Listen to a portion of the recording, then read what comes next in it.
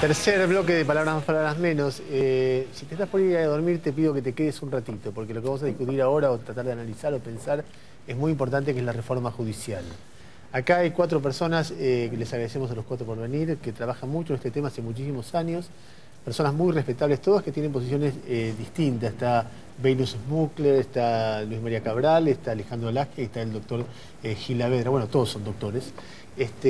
Así que el que quiera arranque y ahí vemos cómo lo hacemos. Venus Smukler y el fiscal Alagia de Justicia Legítima, más de acuerdo con el proyecto que Ricardo Gilavedra y que Luis Cabral. Bueno, eso ¿Digo es bien? Bueno, es una presunción. ¿Una presunción? Inicial, sí, claro.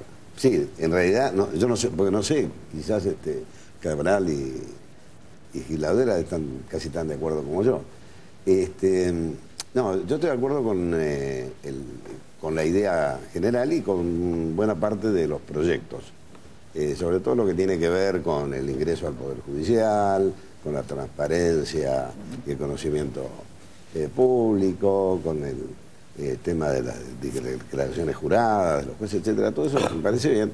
Yo cuestiono un aspecto de los proyectos, que es el de la elección de los representantes de jueces y abogados, pero en una posición diferenciada en relación a Cabral, porque ya estuvimos en algún panel con Cabral sobre esto, y probablemente con Gilavedra, en el sentido de que yo estoy de acuerdo en que haya elección popular de los jueces y de los abogados.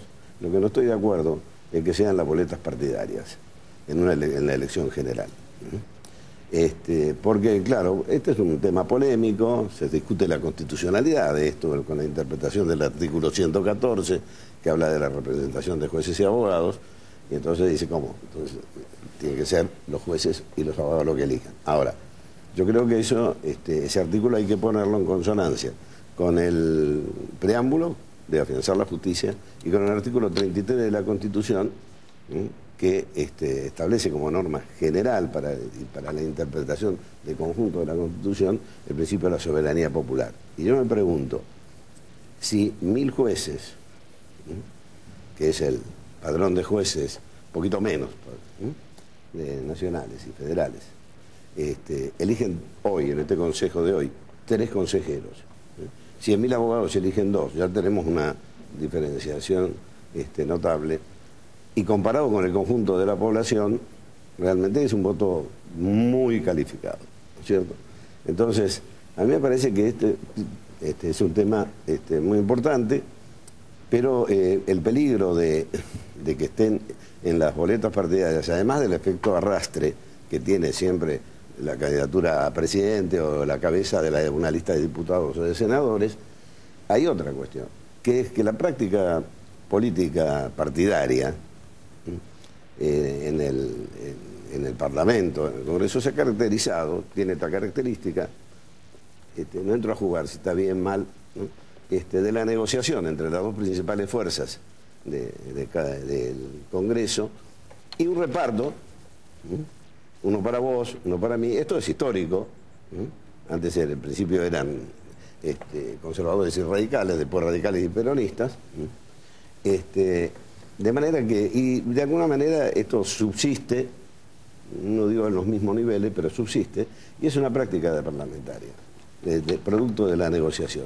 Si son elegidos por partido, los representantes, jueces y abogados, vamos a tener una ampliación de ese sistema, que es un tema pernicioso, a mi modo de ver, para la conformación del Poder Judicial.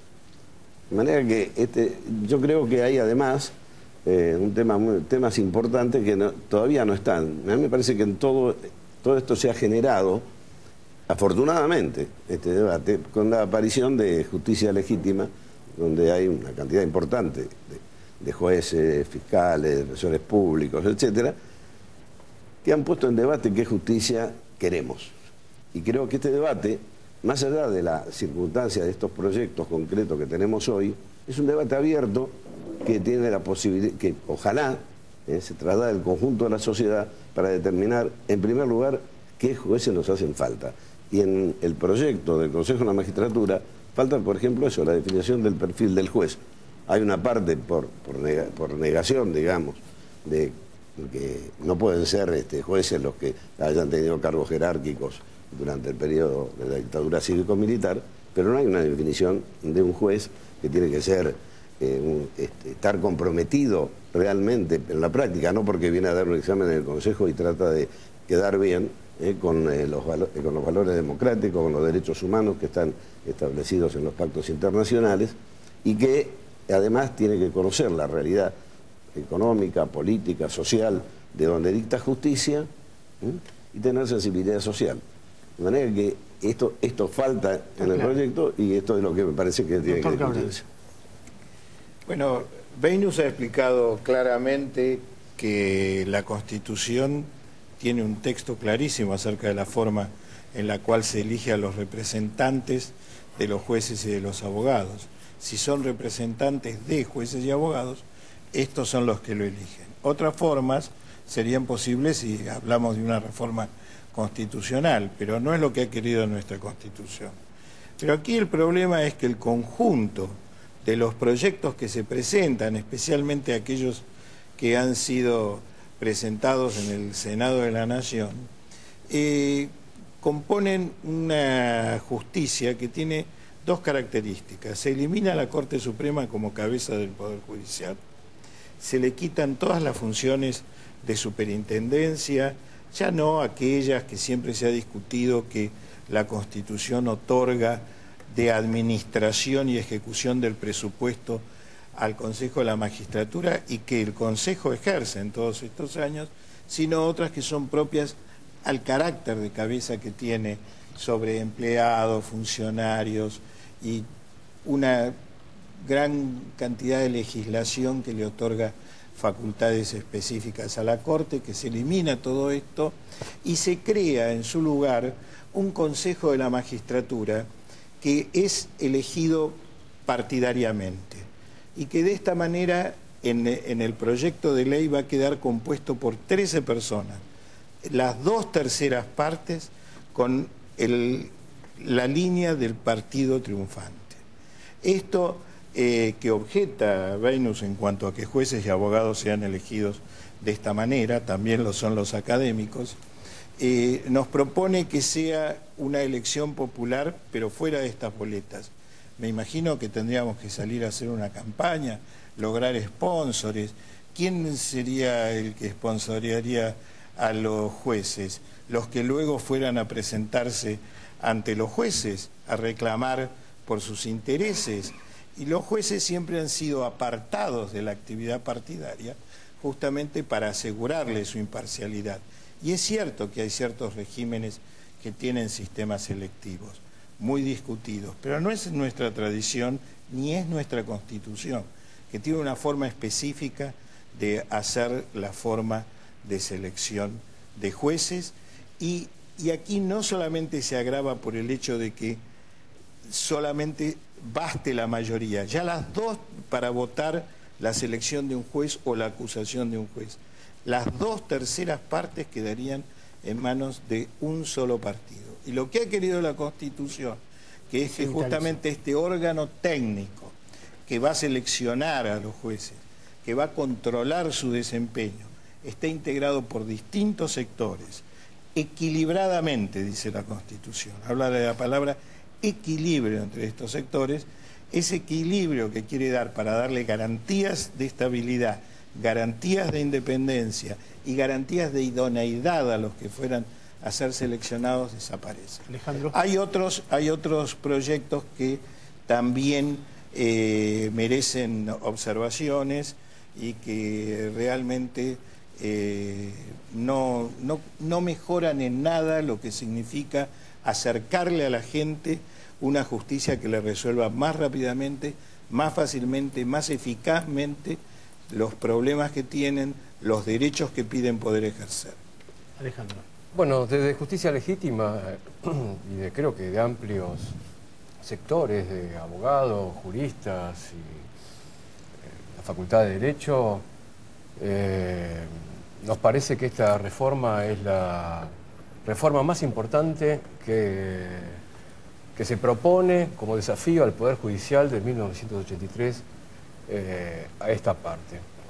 Y no es la primera vez que, frente a una propuesta de reforma que profundiza derechos políticos, como también en otras oportunidades, derechos sociales, se arma nuevamente un tres fantasma en los cuales se mete miedo a la población, como hemos escuchado en estos últimos días, de que con esta reforma los jueces van a salir a condenar inocentes, la Cámpora va a introducir comisarios políticos en las fiscalías, como han declarado, bueno, un grupo de políticos y empresarios de la comunicación, efectivamente para desalentar lo que nosotros consideramos un gran avance en la democratización del Poder Judicial. En primer lugar, lo más importante, que creo que es lo que se puede decir de la ley de medios, que dejan una gran enseñanza a la población y una educación general acerca,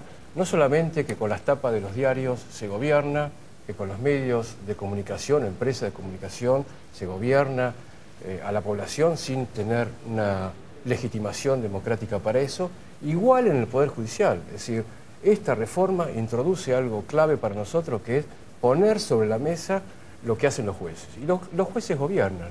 Y si gobiernan, tienen que estar de alguna manera legitimados democráticamente. ¿En qué caso gobiernan, por ejemplo? Gobiernan cuando dictan sentencias. Gobiernan en un sentido cuando promueven el enjuiciamiento por crímenes de lesa humanidad, y gobiernan cuando una medida cautelar impide la aplicación de una ley democrática. Es decir, los jueces gobiernan. Esto es importantísimo para la educación general de la población y por un avance en la conciencia de los derechos individuales y los derechos sociales. Eso en primer lugar. Por otro lado, es decir, cuando hablo de tren fantasma, quiero decir de una prédica que lleva temor a la población de que van a abrir las cajas de seguridad, de que la Cámpora va a controlar las declaraciones patrimoniales de la población. Prácticamente esto es una campaña en contra de profundizar medidas democráticas que podrán mejorarse con el tiempo, probablemente, sin duda, bueno, ya se introdujeron algunas reformas en las medidas cautelares y podrán en el futuro hacerse reformas mejores. Pero en términos generales es una reforma que hace más visible el trabajo de los jueces. ¿Por qué? Porque se introduce la soberanía popular en un órgano de poder el que estaba excluido. Y la soberanía popular no es para elegir jueces o para elegir jueces que dictan sentencias, es para elegir representantes de los jueces, de los abogados y científicos en la selección y en la destitución de los jueces. Fíjense ustedes, dicen que, o muchos hemos escuchado en estos días que han dicho que se exigen mayorías, la mayoría simple para echar un juez es un disparate, cuando se exige la misma mayoría para elegir un presidente. Es decir, si se puede elegir un presidente con la mitad más uno, ¿por qué no se puede echar un juez con la mitad más uno de los votos de un consejo después de un debido proceso en el Consejo de la Magistratura? Recordamos lo que en su momento había argumentado Cristina, para fundamentar que era conveniente tener 2/3 en esos casos y no mayoría simple. Bueno, evidentemente cambió de opinión y esta reforma nosotros la apoyamos porque consideramos que avanza en la concientización de los derechos y una profundización de la participación democrática. La población va a elegir los consejeros que van a nombrar y destituir jueces. Eso es un avance. Por supuesto que en el tiempo se podrán corregir errores, pero esto es mucho mejor de todo lo que conocimos del 83 a esta parte. Ricardo. A ver, para tratar de explicarlo de modo sencillo, porque temo que la advertencia que ustedes hicieron al principio se nos durmieron todos los televidentes, ¿no? Porque no creo, cuando empezamos, ¿no? No, para nada. Para tratar de hacerlo de sencillo. ¿Funciona bien la justicia? No, todos vamos a estar de acuerdo que la justicia requiere a lo mejor de muchísimas reformas y hace tiempo de que hay minuto a minuto que no cayó. Que hay diagnósticos, hay propuestas acerca de qué modo se mejora el funcionamiento de la justicia. ¿Cómo funciona?